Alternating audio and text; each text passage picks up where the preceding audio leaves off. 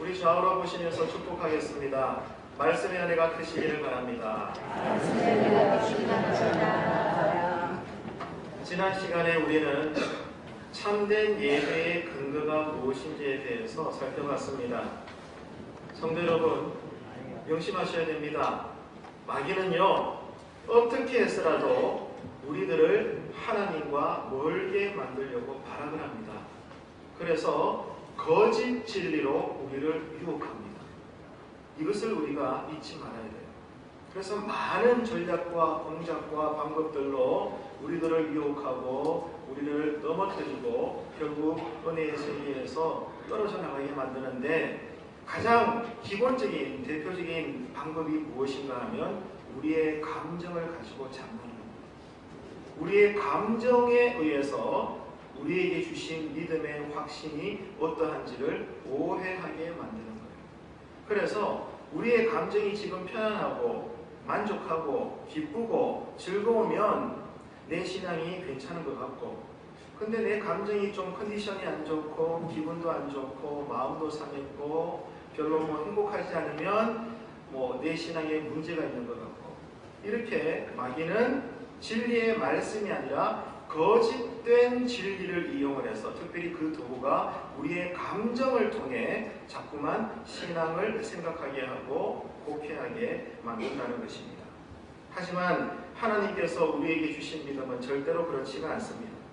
우리가 가지고 느끼고 있는 감정에 따라서 우리의 믿음이 이랬다 저랬다 하게 하시는 분이 절대로 아닙니다. 오직 영과 진리로 인도함을 받는 그 믿음만으로 예배드릴 때 하나님께서는 우리의 예배를 받으십니다. 그리고 모든 신앙생활의 기준이 되는 것이죠.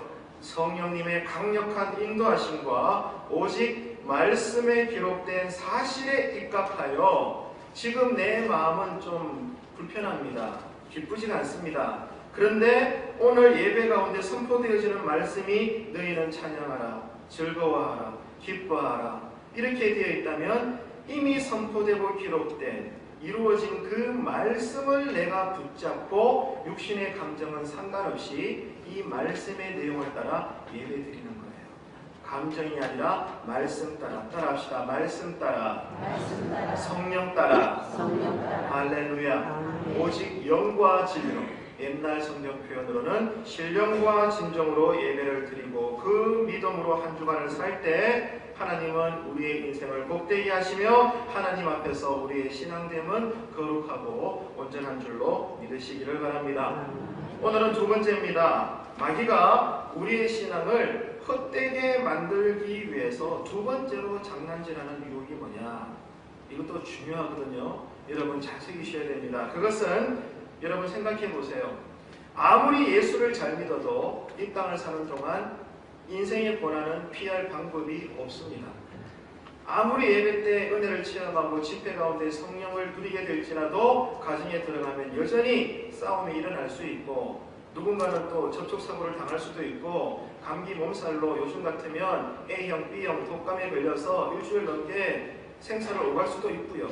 아무리 예수를 잘 믿어도, 예수 믿으나 안 믿으나 하나님의 섭리에 의해서 이 땅을 사는 동안에는 한 사람도 예외 없이 인생의 고난과 환난과 역경 가운데 처해져 있는 것입니다. 자, 그런데 이런 환경을 보면서 사탄 마귀는 어떻게 장난질을 치느냐? 우리가 현실의 고난을 당할 때마다 그 틀 안에 우리의 감정을 묶어버리는 거예요. 이 고난에만 집중하게 합니다. 여기에 매이게 하고 우리의 영혼이나 우리의 모든 감정과 인격의 시야를 좁게 만들어서 문제를 벗어나지 못하게 만드는 거예요. 이것이 마귀가 우리를 유혹하는 두 번째 공격 무기입니다. 자, 그러면 왜 마귀가 이렇게 장난질을 할까요? 왜 우리가 힘들 때마다, 역경과 고난의 과정을 또 겪을 때마다, 이 아픔의 파도를 또 뒤집었을 때마다 마귀는 고세를 놓치지 않고 거기에 빠져들게 하고 거기에서 못 나오게 만들고 우리 감정을 우울하게 하고 불행하게 만들고 원망과 불평이 불쑥 올라오게 하는 걸까요? 다른 거 없어요. 하나님의 사랑을 의심하게 만듭니다.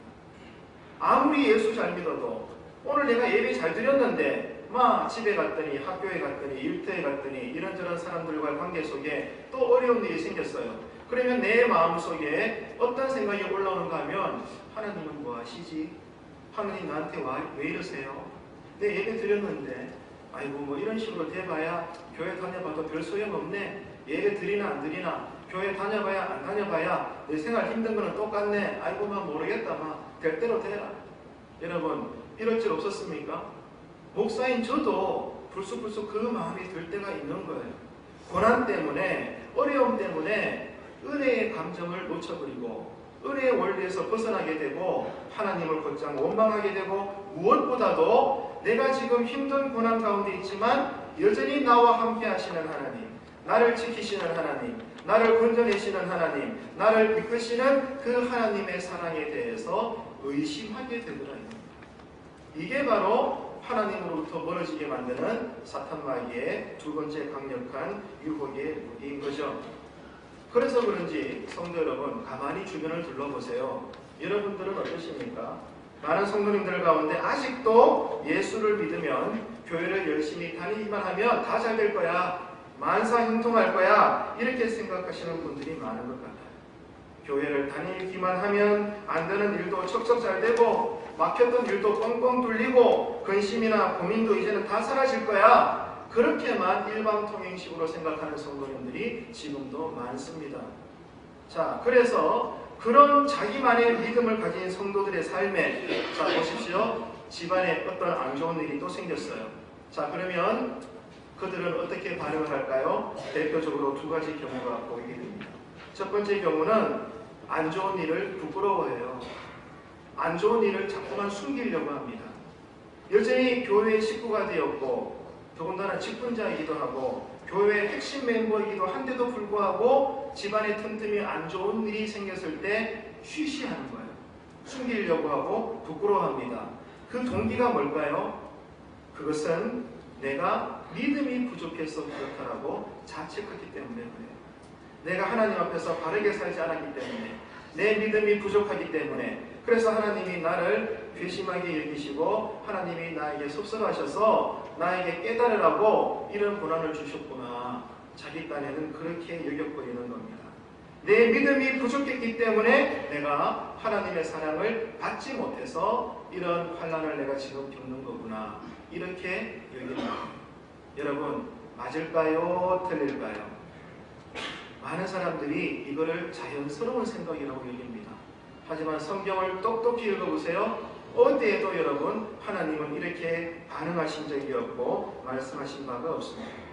내 믿음이 부족하기 때문에 내가 하나님의 사랑을 못 받는다고요? 어디 성경에 그렇게 기록되어 있습니까 여러분? 얼마나 우리가 오랜 세월 교회를 다니지만 지금도 여전히 우리는 성경을 통한 하나님의 마음을 모르는 부분들이 너무나 많은 것 같아요. 이거는 마귀의 뜻대로 되는 겁니다. 마귀의 뜻이 무엇입니까? 하나님 중심이 아니라 내 행위를 중심으로 종교 생활하도록 만드는 거예요. 하나님의 뜻은 따라합시다. 오직 은혜. 아멘이십니까? 아멘. 오직 은혜예요. 내가 뭐 지혜가 탁월하고 열심히 노력했기 때문에 지금 내 주변의 모든 상황들이 잘 되는 것이 아니라 하나님께서 은혜를 주셨기 때문에 내가 지금 건강한 것이고 그래서 새벽 예배도 나오는 것이고 주일 성수도 하는 것이고 힘을 다해 모든 교회 일에 동참하는 줄로 믿으시기를 바랍니다. 하나님의 은혜가 중심이에요. 말씀의 원리가 시작입니다. 성령님의 인도하심이 동력입니다. 그런데 마귀의 뜻대로 되는 것은 하나님 중심이 아니라 내가 이만큼 했으니까 복 주시는 거야. 근데 내가 이만큼 어제만큼은 내가 오늘 못했기 때문에 하나님이 나에게 고난을 주시는 거야. 뭐 이런 거예요. 이게 뭘까요? 율법주의 신앙입니다. 이거는 신앙생활이 아니고 종교생활이에요. 이런 종교생활만 하다가 나중에 주님의 심판대에 섰을 때 주님이 뭐라고 말씀하셔요? 나 너 누군지 모른다. 나가거라. 그 성경에 뭐라고 예언되어 있죠? 바깥 어두운 데 쫓겨나 슬피 울며 이를 밟는 있으려. 원통하고 분하다는 것. 왜? 자기 딴에는 이 땅에 살 동안 할 만큼 했는데 정작 주님이 나를 몰라주시니 얼마나 억울하겠어요. 이를 할 만큼 억울한 거예요. 여러분 스스로 돌아보세요. 지금 여러분은 종교생활을 하고 있습니까? 신앙생활을 하고 있습니까? 둘 중에 하나입니다. 부디 한 분도 예외 없이 복음의 능력을 알아서 신앙생활 하시는 믿음의 즐거운 기쁨의 삶을 고난 가운데서도 여전히 누릴 수 있는 성령 충만한 우리 모든 주의 성도님들 되시기를 주님의 이름으로 축원합니다. 아멘. 하나님 은혜로 사는 것이 아니라 내가 이만큼 하면 복 받고 내가 이만큼 못하니까 하나님이 나를 때리시는 거야. 자, 이런 율법주의적인 종교 생활을 하는 자에게 생각해 보세요. 기쁨이 있을까요? 내가 이만큼 했기 때문에 복 받았는데 뭐가 기뻐요? 당연한 거죠.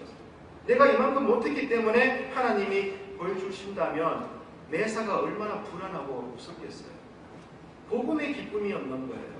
하나님은 기쁨이신 줄로 믿습니다. 그렇기 때문에 우리는 말씀을 알아야 됩니다. 하나님의 방법을 배워야 돼요.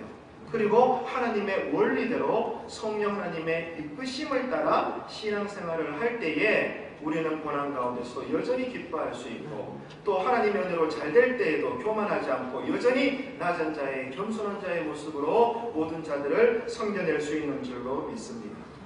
두 번째 경우는 반대입니다.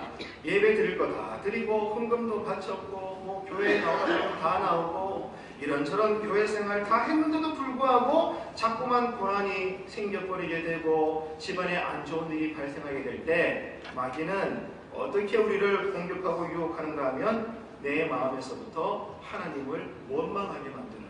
서두에 말씀드린 것처럼 하나님 뭐 하시노? 하나님 살아계신 거 맞나? 내가 이만큼 예배드리고 우리 집안이 예수 믿는 집안이구나 직분을 갖고 있는데 내가 뭐 사람을 때리기를 했나? 예배를 안 드리게 했나? 왜 자꾸 이런 고난이 생기지? 하나님이 나 안 사랑하는 거 아니야? 하나님 계신 거 맞아? 정도의 차이지만 고난 받을 때에 마귀는 자꾸만 금세 우리 감정의 틈에 타고 들어와서 하나님을 의심하게 만들고 하나님을 원망하게 만들고 성령의 뜨거움을 풀어버립니다. 이것이 마귀의 두 번째 유혹인 것입니다.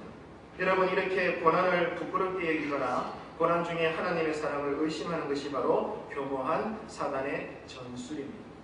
이 분명한 영적인 세계를 아시고 이번 한 주간 분별의 영을 받으셔서 하나님 뜻대로 은혜로 살아내시는 믿음의 사람들 되시기를 주님의 이름으로 소망합니다. 당시 동방의 의인이었던 욥을 보십시오. 욥. 여러분 욥기 다 읽어보셨죠? 욥이 고난당하기 전에 어떤 사람이었어요? 욥기서를 읽어보게 되면 욥은 절기 때마다 진정한 제사를 꾸준히 드렸습니다. 그리고 부모로서 자녀들을 위해서도 제사를 늘 드렸습니다. 그리고 하나님 보시기에도 흠잡을 얻을 만큼 정결한 삶을 살았습니다. 자, 찬양대 여러분, 이쯤 되면 욥이 어떤 복을 받아야 되겠어요? 성도 여러분, 우리가 욥처럼 살았다면 하나님이 우리에게 어떤 복을 주셔야 되겠습니까? 그런데 성경이 어떻게 증언하고 있죠? 이렇게 당시의 의인이었던 욥이었건만 하나님의 보상은 극심한 고난을 주시는 것이었습니다. 이루 말할 수 없는 고난이었습니다. 하루아침에 그 많은 재산과 자녀들과 아내와 건강을 모조리 그냥 잃어버린 거예요. 일시에 그냥 잃어버린 겁니다. 심지어 아내는 욥을 향해서 뭐 했어요? 저주까지 했습니다. 세상에. 저주까지 당했어요. 성도 여러분 보십시오. 누구보다도 하나님을 잘 섬기는 욥을 보면서도 예수 믿기만 하면 다 잘 된다. 교회 나오기만 하면 안 되는 일들도 잘 풀린다. 만사형통이다. 이렇게 일방통행으로만 여러분 여전히 생각하시겠습니까? 절대로 그렇지는 않습니다. 욥은 나중에 어떻게 되었나요? 그 극심한 고난 중에서 하나님을 더 가까이 바라보게 됩니다. 고난을 통해서 하나님을 보게 돼요. 그리고 욥은 그 고난 때문에 더 거룩한 신앙인으로 살아가게 됩니다. 한번 성경을 읽어볼까요? 맞나? 스크린 보시기를 바랍니다. 자, 스크린 보시면서 제가 읽겠습니다. 욥기 42장 1절로 6절 스크린 나오시죠? 자, 읽어보겠습니다. 욥이 여호와께 대답하여 이르되 주께서는 못하실 일이 없사오며 무슨 계획이든지 못 이루실 것이 없는 줄 아오니 3절 잘 보세요. 무지한 말로 이치를 가리는 자가 누구니? 나는 깨닫지도 못한 일을 말하였고 스스로 알 수도 없고 헤아리기도 어려운 일을 말하였나이다. 여러분 이해가 되세요? 3절의 의미가 뭔지 아십니까? 자, 욥이 이렇게 하나님을 잘 섬겼는데 극심한 고난이 찾아왔을 때 처음에는 조금 잘 견뎠다가 고난이 너무 심하니까 이제는 욥조차도 마음에 어떤 생각이 올라오는가 하면 하나님 왜요? 왜 내가 이런 고난을 당해야 돼요? 하나님 고난의 이유가 뭡니까? 대체 내가 뭘 잘못했습니까? 하나님께 욥도 따집니다. 이게 사람이에요. 당연한 것 아닙니까? 그런데 그 과정 속에 하나님께서 은혜를 주셔서 욥이 깨달은 것이 있어요. 아이고 내가 잘못했구나. 뭘 잘못했을까요? 내가 이렇게 이해가 되지 않는 고난을 당하면서 왜 이런 고난을 당해야 되는지 당연히 하나님께 고난의 이유를 물었는데 전능하신 하나님이 고난의 이유를 나에게 말씀해 주신다 한들 이 짧은 머리로 고난의 이유를 다 깨달을 수 있을까요? 못 깨달을까요? 못 깨달아요. 인간이 하나님의 섭리를 다 깨닫는다면 그분이 하나님이겠습니까? 신이 아니잖아요. 욥이 이걸 깨달은 거예요. 너무 고난 때문에 힘드니까 왜 내가 이런 고난을 당해야 됩니까? 하나님 왜 이런 고난을 주셨어요? 왜요? Why? 고난의 이유를 물었는데 한 번 더 생각해 보니까 고난의 이유를 말씀해 주신다 한들 내가 못 깨닫는다 이거예요. 그래서 욥이 뭐라고 고백해요? 3절인 거예요. 아하 내가 어리석었구나. 내가 하나님께 묻지 말아야 될 질문을 했구나. 이렇게 지금 나아가고 있는 겁니다. 4절을 보십시오. 내가 말하겠사오니 주님은 들으시고 내가 주께 묻겠사오니 주여 내게 알게 하옵소서. 고난의 이유를 묻고 따졌는데 그 고난의 이유를 들어도 나는 모를 거기 때문에 회개했을 때 그 다음 나로 알게 하소서 물어요. 뭘 알고 싶다는 거예요? 이제는 고난의 의미를 알고 싶다는 거예요. 하나님이 뜻이 계셔서 나에게 고난을 주셨으니 이유는 내가 들어도 모르겠으나 그러면 이 고난을 내가 어떻게 당해야 되겠습니까? 이 고난을 내가 어떻게 맞아야 되겠습니까? 주님 나는 지혜가 없으니 나에게 깨닫게 하여 주옵소서. 할렐루야. 고난의 이유가 아니라 따라합시다. 고난의 의미. 좀 크게 할까요? 고난의 의미. 고난의 의미를 묻으시는 기도를 드리시기를 바랍니다. 고난의 이유가 아니에요. 고난의 의미를 여러분 하나님은 우리에게 가르쳐 주시는 거예요. 자, 그래서 5절을 보십시오. 내가 주께 대하여 귀로 듣기만 하였으나 이제는 눈으로 누구를 배웁니다? 주님을 배웁니다. 욥이 고난당하기 전에는 귀로만 하나님의 존재와 교제를 했어요.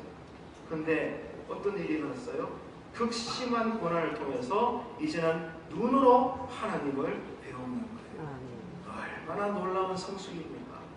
이보다 더 큰 영광이 있을까요? 그러니까 욥이 더 잘 될 수 있도록 하나님께 더 가까이 나아갈 수 있도록 도왔던 방편이 뭐냐? 극심한 고난이었다는 거예요. 이게 역설이에요. 이게 신앙의 신비인 것입니다. 그래서 6절 이렇게 되어 있죠. 그러므로 내가 스스로 거두어드리고 티끌과 죄 가운데서 따라합시다. 회개하나이다.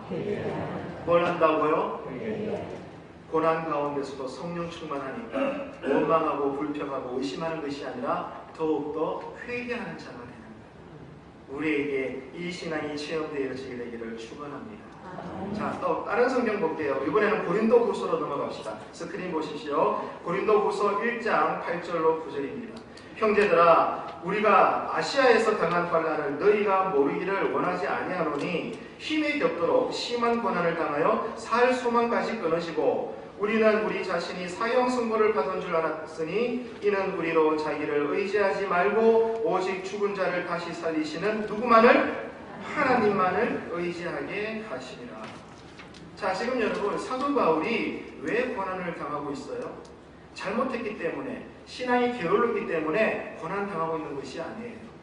누구보다도 앞장서서 복음을 이방 사람들에게 전하다가 안 당해도 될 고난을 지금 극심하게 당하고 있는 거예요. 그런데 여러분 이 9절에서도 보게 되면 사도 바울을 위대한 이방인의 사도로 삼으시기까지 그런 사람이 될 수 있도록 어떤 전제가 일을 했는가 하면 고난과 고통이라는 거예요. 사도 바울도 고난 당함으로 인하여 하나님께서 여전히 더 제한 없이 사도 바울을 쓰셨고 이 사도 바울이 고난받음을 통하여 오히려 하나님 앞에 더 위대한 이방인의 사도로 쓰임받는 결과가 역전이 되어 일어났다는 것입니다. 여러분, 이런데도 우리는 기도할 때마다 천난 만날 하나님, 이 고난 피하게 해주세요. 이 고난 안 생기게 해주세요. 이 고난 자체가 물러가게 해주세요. 여러분, 이렇게만 기도하신답니까? 예수님도 이 땅에 계실 때 누구보다 많은 고난을 당하셨는데, 또 믿음의 모든 사람들, 예수님의 제자들도 모두가 다 이런 고난의 역경에 자기 십자가를 통하여 하나님의 뜻을 이루고 본인도 더 성숙한 믿음의 사람이 되었는데, 우리는 어떠할까요? 하나님은 동일하신 줄로 믿으시기를 바랍니다. 그래서 여러분, 성경에 놀라운 선포가 일어나고 있죠. 뭐예요? 고난은 성도들에게 유익이 되느니라. 고난이 우리에게 유익이 된다는 거예요. 여러분, 왜 고난이 우리에게 유익이 되는 걸까요? 자, 다른 성경을 한번 또 읽어보도록 하겠습니다. 역시 스크린 보십시오. 히브리서 12장 5절로 12절입니다.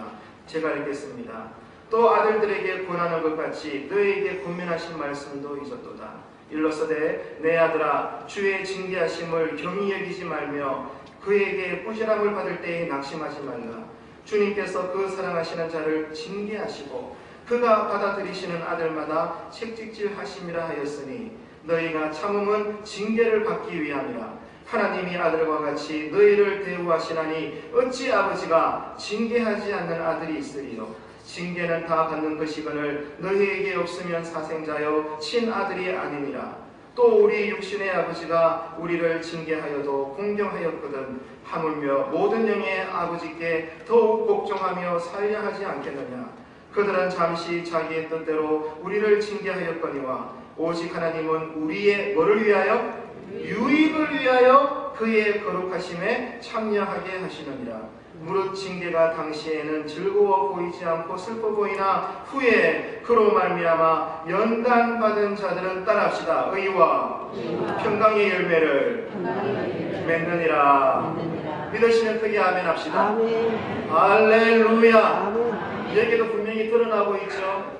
여러분, 고난의 유익이 무엇입니까? 우리의 죄악을 멀리 떠나게 합니다. 그리고 우리를 더욱더 하나님 앞에 거룩하게 서게 합니다. 그래서 성도로 살아가는 모든 생활 속에 이런저런 고난은 우리로 더욱더 하나님을 가깝게 붙잡게 하는 거예요. 그렇기 때문에 믿는 자에게 고난이라는 아픔은 축복입니다. 따라합시다. 고난은 축복이요, 신비입니다. 신비. 성도가 당하는 고난은 이 땅을 사는 동안에는 우리는 설명할 수 없습니다. 고난의 이유를 물어봐도, 자, 욥이 너무 힘드니까 하나님께 왜요라고 따졌죠. 그때 욥기서 말년에 가면 하나님이 그제서야 응답합니다. 뭐라고 응답하셔요? 욥아, 내가 온 세상을 지을 때 너 내 옆에 있어 봤냐? 내가 우주 만물을 창조할 때 너 내 옆에서 지켜봤냐? 하나님이 동문서답하시는 거예요. 무슨 말입니까? 우리 뜻하는 대로 하나님이 고난의 이유를 풀어주셔도 우리는 그것을 받아들일 수가 없어요. 그렇기 때문에 고난의 이유가 아니라, 따라합시다. 고난의 이유가 아니라 뭐를 물어야 돼요? 고난의 의미를 묻는 성숙한 기도자가 되시기를 축원합니다. 이 고난을 내가 어떻게 받아들여야 됩니까? 하나님, 내가 어떻게 대처해야 됩니까? 저에게 지혜를 주시고 인내할 수 있는 믿음을 주시옵소서. 그래서 내가 원하는 거는요, 여러분 누차 말씀을 드렸죠. 이 집채만한 큰 바위와 같은 고난이 있으면 내가 원하는 기도는 하나님, 지금 펑 하고 나타나셔서 이 바위를 산산조각 내주세요. 이게 내가 원하는 기도입니다. 그렇잖아요. 새벽마다 철야하면서 얼마나 많이 이렇게 기도드렸어요. 근데 하나님은 우리와 생각이 다르셔요. 어떻게 합니까? 나는 이 바위가 내 눈에서 안 보이기를 원하는데 하나님의 일하시는 방법은 은혜의 강물을 넘치게 하셔서 바로 이 고난의 바위를 넘어가게 하시는 거예요. 패스 오버, 넘어간다. 이게 바로 6월절의 은혜이기도 한 거죠. 하나님은 이와 같은 분이십니다. 환경은 그대로 놔두고 우리를 성숙시키는 거예요. 이 하나님을 이번 한 주간에도 날마다 만나시는 저와 여러분 되시기를 간절히 바랍니다. 자, 이름에도 불구하고 아직까지도 예수 믿기만 하면 무조건 잘 돼. 전도할 때도 여러분 그렇게 전도하는 거 우리 정말 조심해야 됩니다. 어이 자네 교회 나와라, 교회 나와라. 그러면 사업도 잘 되고 건강도 회복되고 모든 게 다 잘 될 거야. 맞지만 또 온전한 표현은 아닌 거예요. 우리가 본질을 제대로 알아야 되는 거죠. 사랑하는 성도 여러분, 따라합시다. 신앙은 일방통행이 아닙니다. 하나님은 인격자예요. 그리고 우리를 인격자로 창조하셨습니다. 그렇기 때문에 늘 이번 한 주간에도 아무리 바빠도 말씀을 배우시고 또 말씀이 깨달아지시고 말씀대로만 순종하셔서 내 감정이 아니라 고난에 의해서 흔들리지 말고 따라합시다. 오직 말씀, 오직 믿음, 좀 크게 해주셔서는 감사하겠습니다. 오직 은혜, 한 번 더 합시다. 오직 순종. 그러면 누가 일하신다? 하나님이 일하시는 줄로 믿으시면 크게 아멘 합시다. 아멘. 우리 교회가 이러한 삶을 올해 끝까지 살고 달려갈 수 있게 되기를 간절히 바랍니다. 사랑하는 성도 여러분, 내가 고난 가운데 처했을 때에 내가 잘못했기 때문에 내가 뭔가 부족하기 때문에 하나님이 노하셔서 하나님이 기분이 나빠가지고 거절하시거나 나를 외면하시거나 나를 때리시는 게 아니라는 거예요. 이런 잘못된 사탄의 유혹의 생각은 예수 이름으로 버리시기를 바랍니다. 할렐루야. 여러분, 고난에는 하나님의 계획이 숨어 있습니다. 따라합시다. 여러분 마음에 새기십시오. 고난에는 하나님의 숨어 있는 뜻과 계획이 있습니다. 아멘이십니까? 그렇다면 우리는 뭐 해야 돼요? 우리는 이 진리의 사실을 알고 고난 가운데서도 절대로 좌절하지 마시고 하나님을 의심하거나 하나님의 사랑을 의심하거나 하나님을 원망하거나 그러지 마시고 따라합시다. 끝까지 인내하는 믿음. 할렐루야. 끝까지 인내하는 믿음으로 이번 한 주간 잘 살아내시는 하나님께 가까이 나가는 우리 교회 모든 주의 성도님들의 삶이 되시기를 간절히 바랍니다. 그래서 하나님의 뜻이 드러날 때까지 우리는 기다려야 되는 거예요. 그리고 내가 해야 할 일에 최선을 다하는 것입니다. 하나님이 응답하실 때까지, 하나님께서 주실 때까지, 하나님이 열어주실 때까지 내가 할 수 있는 것은 감사하는 것이고 기도하는 것이며 하나님을 바라보시는 것인 줄로 믿으시기를 바랍니다. 여러분, 이 사실을 우리가 반드시 기억하시고 함께 찬양합시다. 이 찬양이 우리에게 은혜가 되시기를 원합니다. 사랑하는 성도 여러분, 눈을 들어보세요. 하나님이 지금 어디에 계십니까? 하나님이 지금 어디에 지금 계십니까? 하나님은 성도들이 당하는 고통 가운데 계십니다. 하나님은 우리가 당하는 고통의 자리에 더 가까이 계시는 거예요. 그 하나님을 체험하는 이번 한 주가 되시기를 간절히 바랍니다. 할렐루야. 여러분, 이 찬양 다 아시죠? 우리 함께 찬양해 볼까요? 하나님께 가까이 나아갑니다. 하나님께로 더 가까이 갑니다. 어디 계셔요? 고통 가운데 계신 주님, 그렇군요. 주님, 변함없는 주님의 크신 사랑 영원히 주님만을 섬기. 함께 하십시다. 하나님께로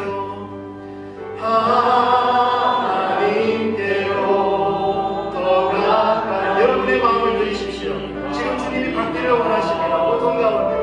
고통 가운데 계신 주님, 변함없는 주님의 사랑, 변함없는 주님의 크신 사랑, 할렐루야. 영원히 주님만을 섬기. 계속 만족해 주시고요. 성도 여러분, 그렇습니다. 여러분 다 부모님이시잖아요.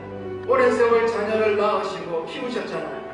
우리 어린 자녀들 키울 때 틈만 하면 새벽에 아파서 아이들이 보혈이 나고 아파서 잠 못 자고 끙끙 울 때에 부모들이 편하게 자는 가정이 있나요? 아이들이 아픈데 정작 밤을 새는 사람은 엄마예요, 아빠입니다. 아이들은 울고 땡깡을 부리지만 엄마는 계속 무릎을 주물러주고 아이들의 열을 식혀주고 아버지는 아버지의 사랑대로 밤새도록 염려하면서 그 아이와 함께하는 것입니다. 직장에 갔지만 생각은 아들밖에 없습니다. 함께 일하고 있지만 생각은 지금 아파하는 딸의 걱정 때문에 노심초사하는 것입니다. 그것이 누구라고요? 아버지입니다. 우리의 어머니입니다. 하나님은 우리의 아버지이십니다. 할렐루야. 우리는 하나님의 자녀입니다. 할렐루야. 내가 물질 때문에 아플 때, 질병 때문에 아플 때, 사업 때문에 힘들어할 때, 사랑관계 때문에 아플 때, 신앙이 외로울 때, 하나님을 찾아도 없는 것 같아서 힘들어할 때 아닙니다. 여러분, 하나님은 고통 가운데 우리가 이미 함께하고 계십니다. 그 하나님을 만나게 되기를 축원합니다. 믿음의 눈을 열어 하나님을 보시기를 바랍니다. 하나님이 어디 계십니까? 지금 나와 함께 하십니다. 아파하는 이 고통의 자리에 함께 하십니다. 할렐루야. 그 하나님을 찬양합시다. 하나님께 가까이 나아갑니다. 하나님께로 더 가까이 갑니다. 어디 계셔요? 고통 가운데 계신 주님, 주님은 신실하십니다. 변함없는 주님의 그 신사랑 forever 영원히 아멘. 영원히 주님만을 섬기리. 우리 두 손 들고 한 번 더 찬양하기 원합니다. 두 손 높이 들고 믿음으로 하나님께로 더 가까이 우리의 마음을 받으시옵소서. 이 시간 우리의 예배를 받으시옵소서. 고통 가운데 계신 주님, 변함없는 주님의 그 신사랑 어제도 오늘도 내일도 영원토록 영원히 주님만을 섬기리. 가슴에 손을 내리시고 다시 한번 찬양합니다. 하나님께로 더 가까이 갑니다. 고통 가운데 계신 주님, 여러분 무엇 때문에 울고 있습니까? 주님께 말씀하세요. 변함없는 주님의 그 신사랑 할렐루야. 아멘. 영원히 주님만을 아멘 섬기리. 할렐루야. 오 할렐루야. 마귀가 자꾸 우리를 유혹해서 감정적으로 내가 아플 때 기도했는데도 응답하지 않는 하나님 같고, 하나님 없는 것 같고, 내 주변에 아무도 없는 것 같고, 나는 그런 줄 알았지만 좀 더 기도해보고 은혜 받으니까 아닌걸. 이미 하나님이 나와 함께하고 계십니다. 고난의 자리에서, 고통의 자리에 여전히 더 가까이 나와 함께하고 계시는 아버지 하나님이신 걸 깨닫게 됩니다. 성도 여러분, 이 신앙으로 이번 한 주간을 살아내십시다. 할렐루야. 여러분, 오늘 본문이 무엇입니까? 스크린 보세요. 이사야 40장 31절. 오직 여호와를 앙망하는 자는 새 힘을 얻으리니 독수리가 날개치며 올라감 같을 것이요 다른 박질하여도 곤비하지 아니하겠고 걸어가도 피곤하지 아니하리로다. 여러분, 여기 뭐라고 되어 있죠? 오직 여호와를 따라합시다. 앙망하는 자. 어떤 자라고요? 찬양대 여러분, 이 앙망하는 자 영어 성경에 보면 뭐라고 되어 있죠? wait on이라고 되어 있습니다. 영어 성경에 보면 wait on이라고 기록되어 있어요. 그 뜻이 뭔가요? 기다린다는 것, 참는다는 것, 견딘다는 것입니다. 뭘 기다려요? 하나님이 은혜 주실 때까지, 하나님이 나를 구원해 주실 때까지 나는 참고 인내하며 기도하겠습니다. 하나님은 절대로 나를 떠나지 않습니다. 하나님 나에게 말씀하여 주옵소서. 이제는 귀로만 듣는 것이 아니라 눈으로 하나님의 은혜를 내가 목도하기를 원합니다. 하나님을 앙망하는 자는 독수리가 날개치며 장중에 올라감 같을 것이요 wait on. 여러분, 날마다 기다리고 참고 견디는 여러분의 신앙 되시기를 축복합니다. 그렇기 때문에 여러분, 우리 기억하십시다. 성숙한 그리스도인의 삶은 고난을 떠나는 것이나 피하는 것이 아니라 고난을 품습니다. 고난을 다스리는 사람입니다. 이 놀라운 성령 충만의 본능의 능력이 우리에게 부어지게 되기를 주님의 이름으로 축원합니다. 기도하시겠습니다.